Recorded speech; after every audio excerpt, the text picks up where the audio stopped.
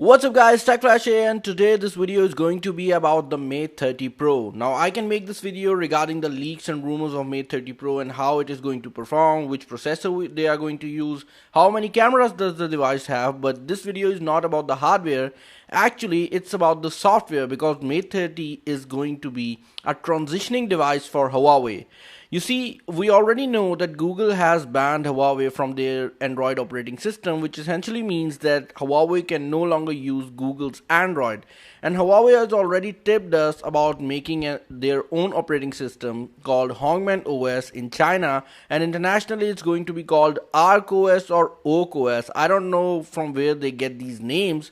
However, Huawei operating system is tipped out to be a great operating system as it is based on Linux, and Huawei is touting that this operating system will be faster than the Android which we are currently using on our cellular devices. Now, Huawei Mate 30 Pro is an interesting device because this device is going to be the first device with Huawei's own operating system. Before this device, all the phones that are going to launch or that have already been launched are using Android operating system, and Huawei is going to continue supporting these cell phones as it is. So you are going to get Android updates on all the older devices, and Android Q is already coming to Mate 20 Pro, and it is tipped out to be coming on P30 Pro, which is their current flagship, which means that Mate 30 Pro is going to be the first device with Arc OS on board. Now, Mate 30 Pro is a very important device because this device is also bringing the Huawei's latest chipset called the Kirin 985, which is going to be significantly faster from Snapdragon 855, which is used currently in all the flagship devices like Samsung Galaxy S10 or even the OnePlus 7 Pro. Now, Google is not liking this current situation a bit because of two reasons. Number one reason is that Google does not want any other competition when it comes to their operating system market because Android is right now leading the smartphone game.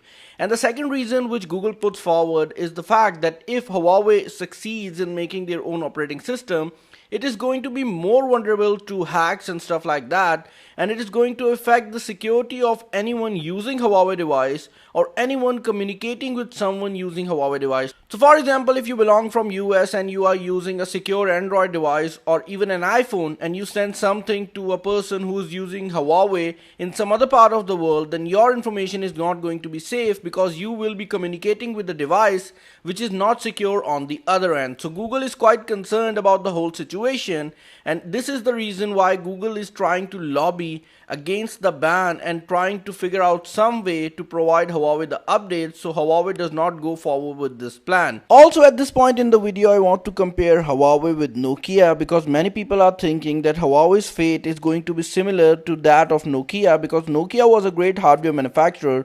Their hardware technology was much better than any other competition out there.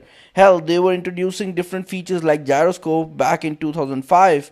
But Nokia suffered great loss because of one reason and one reason only, and that was their operating system. Nokia was slow to jump on the bandwagon of smartphones, and when they did it with Windows, which didn't have the great Android app store which we are currently using, and that was the only reason Nokia flopped. And today when they are back in the market, it is because they are using Android operating system. Now, people are comparing the situation of Huawei with that of Nokia because they think that Huawei's situation is similar to that of Nokia. However, things are quite different.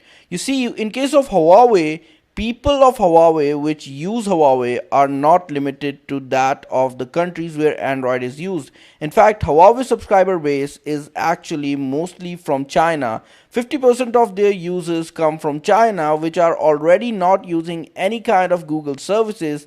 They are already adapted themselves to the App Store which is provided by Huawei, which means that they are already using applications which are only available in China. So that means 50% of the Huawei users are not going to be affected by the whole Google ban. However, the rest of the 50% is going to be people from Europe and Asian countries, and these are the ones who are actually going to be affected, and these are the ones who are going to see major change when it comes to HUAWEI OS. Now, I'm not saying that this is going to be easy task for Huawei. In fact, this is one of the most difficult tasks put in front of Huawei. But if any company, any company in the world has any kind of power to fight Google and their Android, then that company is going to be Huawei, because they are the only company which has the biggest advantage of 50% of their users already not using Google's operating system.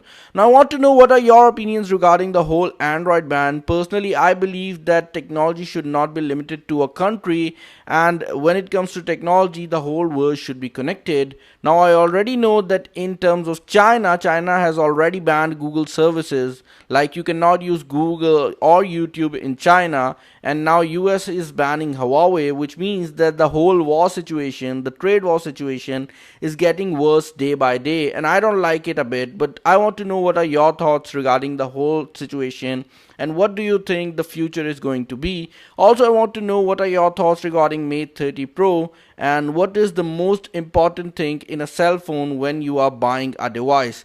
Also, if you're new to the channel, do subscribe, because I try to upload daily content but I somehow miss. But I'm a good person, so you can subscribe the channel, like this video, comment on it, and let me know what you think about it, and I will see you in the next one.